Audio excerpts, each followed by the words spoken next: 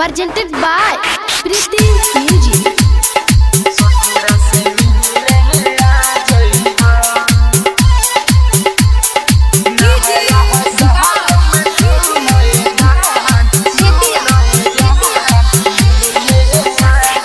नया साल में सुनाए जहान ससुरा से मिले आ जई हो।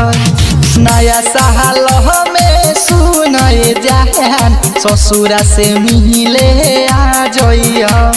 लइके ग्रीटिंग वेट करे, लइके ग्रीटिंग वेट करे, बतिया के जानी भुला जई हो।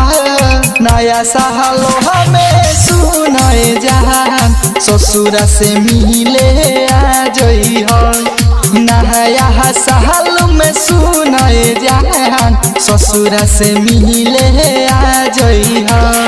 बजरंग रिकॉर्डिंग स्टूडियो अपर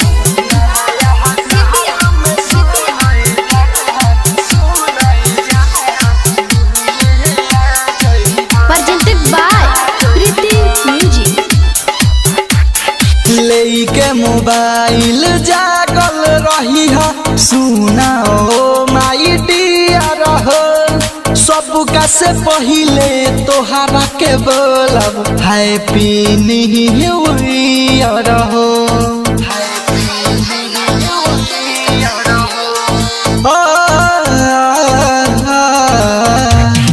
लेके मोबाइल जागल रही हो सुना ओ माई डियर हो।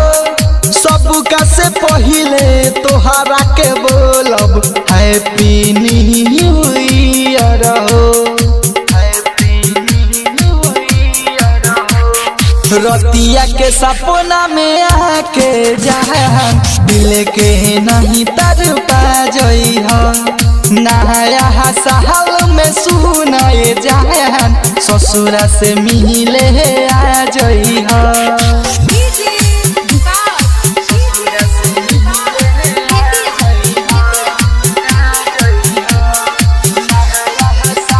presented by Priti Music। जागी के रात से बिहान करीले नींदियो ना हमके लागता। बचपन के सुना फोटो देखी के याद बड़ी हो आवता।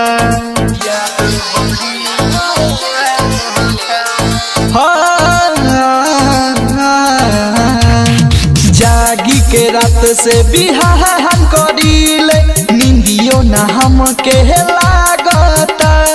बचपन के सुना फोटो देखी के याद बड़ी हो आवता। निखिल बेदर्दी रीतिक से बतिया न जहा के बताई हो। नया साल में सुनाए जहान ससुरा से मिले आ जई हो।